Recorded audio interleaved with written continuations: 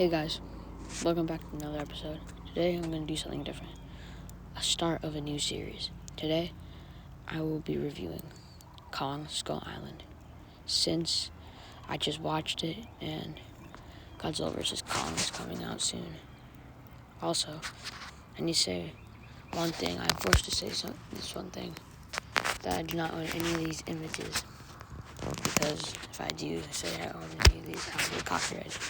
Not to say copyrighted anyway. I don't own any of these images. So without further ado, let's get back into the video. That was a lie, actually. So we're gonna have to get back into the video later. But there's one more thing I'd like to say. It's that I used to do videos like this all the time, but they were, hey guys, today I'm gonna rank Call of amazing and fantastic quality.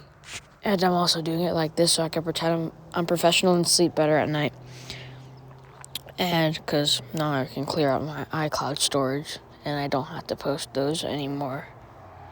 So now let's get back into the actual video where you can listen to my amazing and fantastic voice for 2 minutes. Let's start with the goods. They don't show Kong's naked dick in the movie. I mean, like, this guy looks like he'd be really into it. I mean, like, in this scene, they could have literally just made that hairy thing silhouetting over the horizon Kong's ginormous nutsack. Courtesy of Warner Brothers and HBO Max, they censor his ginormous penis. That was a lie. They just cut it off. Overall, I really respect Warner Brothers for trying not to hypnotize everyone with a giant 8 penis. Another thing that makes this movie so good are the beautiful shots. At some points, even though this is a CGI mess and they just had fun with it, some of the shots can be really good and others can be really bad. It's more hit or miss. Like, they really give you this Vietnam feel. I'll get into that later. But over the horizon, that's of course a great scene. But everything looks so good. There's just such dynamic shots of the American soldiers trudging through the jungle from under, from above. It honestly looks like a Vietnam War movie, which they should make more today. Of course, with a giant 8 penis. Can't forget about those. We need our daily dose of juicy 8 penis.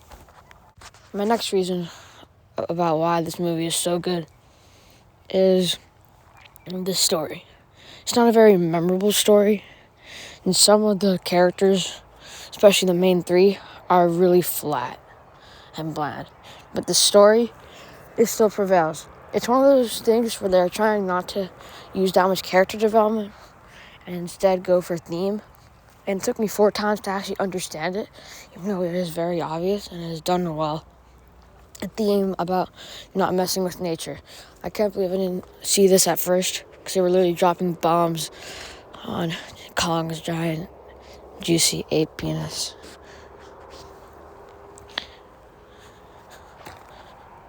That's really what the story needed. A giant 8 penis. You know what? This world needs more 8 penis. 8 penis 2024. You know what I think is funny? How the best characters in this movie are the side characters. Kong is even a side character, even though this is his movie. Well, it is Kong Skull Island. It's about Skull Island and the themes that it brings. But the characters that are supposed to be the main ones, of course, all Marvel actors: Tom Hiddleston, Brie Larson, and Samuel L. Jackson. They all really suck. Like Samuel L. Jackson, like they hint at development, but he's just a generic war colonel, and he's honestly the most developed, even though having no development at all, and he's still the least interesting. Tom Hiddleston is just, the problem with him is he's just a badass from the beginning. He doesn't go through any development. He's just there to carry the story forward. This movie works because they have the rest of the side characters, the soldiers, whose minds change at the end. The main characters don't go through any development. Brie Larson is just there to be Anne, and that's annoying and stupid. So these characters you don't need to care about. That's what really stumped me when I was trying to review this, to see if this movie was good and why it worked, because the movie just feels like it works, because it does. A character I really like is the youngest soldier who crashes with them. He's the one who develops the most. Then there's also the one who keeps crying about how he loves his mommy.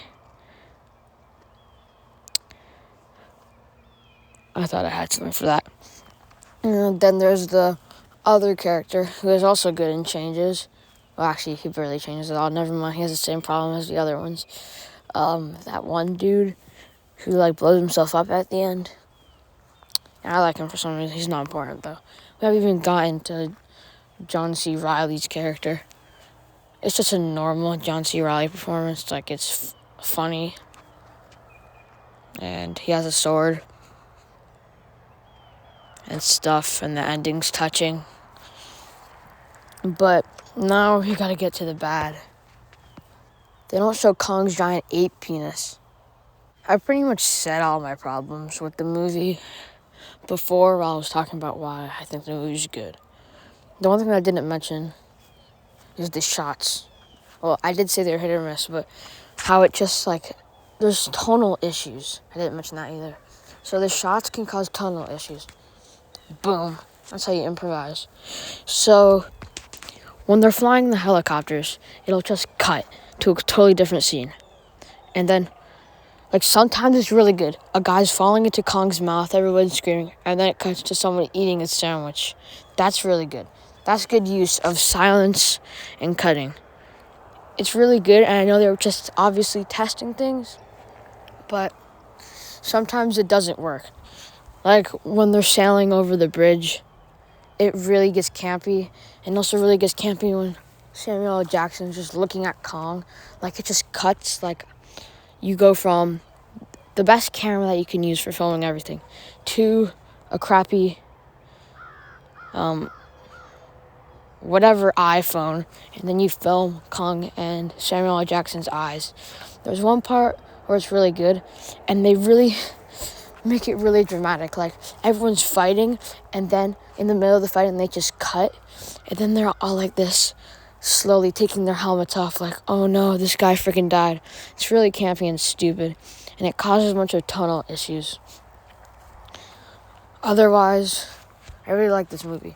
It's just a really fun thrill ride that you can literally watch whenever.